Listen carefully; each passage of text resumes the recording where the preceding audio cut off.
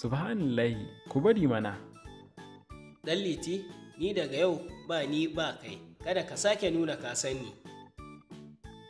Dama wa zai nuna ya san ka, ai kowa ya kama gaban shi, ba ni ba kai. Ku kauya kuke haka, ko da yaushe an san ku a tare sai yau dan rai ya ɓaci ku ce za ku yi gaba. Gaskiyar kamala, kun ga saboda abotar ku har misali ake da ku a garin nan. Amma yau a ce ku ne kuke faɗa har kuna nuna cewa kada wani ya nuna wani ya san wani. Ni na gaji da rainin wayan muri ne, gwara kowa ya kama gabansa. Kai aku, gwara kowa ya kama gaban shi, ni na gaji wallahi.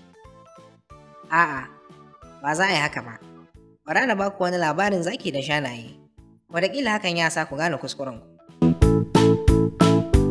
A wani lokaci, an yi wasu shanu guda 4 suna rayuwarsu a wani daji da ke kusa da wani ƙauye. Shanun sun kasance kullum suna kiwo a tare, ba sa rabuwa da junansu a koda yaushe. Yau ma kamar kullum, shanun sun fito kiwo suna ta yawo cikin daji abunsu. Suna cikin kiwo, kwatsam sai ga wani zaki ya fito farautar abin da zai ci. Yana cikin tafiya, can sai zakin ya hango su ya ce, Ƙala nama. Sai zakin nan ya cin masu, amma ina shanun suka taso ma zakin, ko da ya ga sun fi ƙarfinsa sai ya gudu. Da zakin ya ga ya samu ya sha da ƙyar sai ya ce, Yau na ga samu na gare shi, shanayen nan kan saɓe ki, ba zan iya faɗa da su ne ɗaya ba, sun fi ƙarfi na. Amma zan ci gaba da bibiyar da su na zan samu nasara wata rana. Daga wannan rana, haka zakin nan ya ci gaba da bibiyar su, yana so ya ga ko zai samu nasara a kansu. Amma ina, kullum in ya zo sai ya iski tare suke kiwo. Ana a haka, wata rana sai shanun nan suka yi faɗa a tsakaninsu, kowace ta kama gabanta.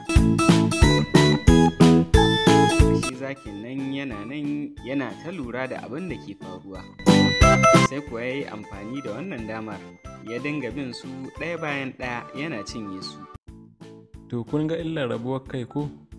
Bai dace a ce idan kun samu saɓani a tsakaninku ba, ku ce za ku yi gaba ko ku rabu da juna.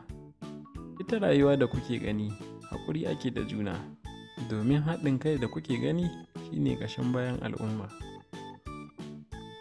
Insha Allah ba za mu sake yin irin haka. Abokina ka yi haƙuri da abin da ya faru, ni na yafe ma. Ba komai mudi, ni ma na yafe ma. Allah ya maku albarka.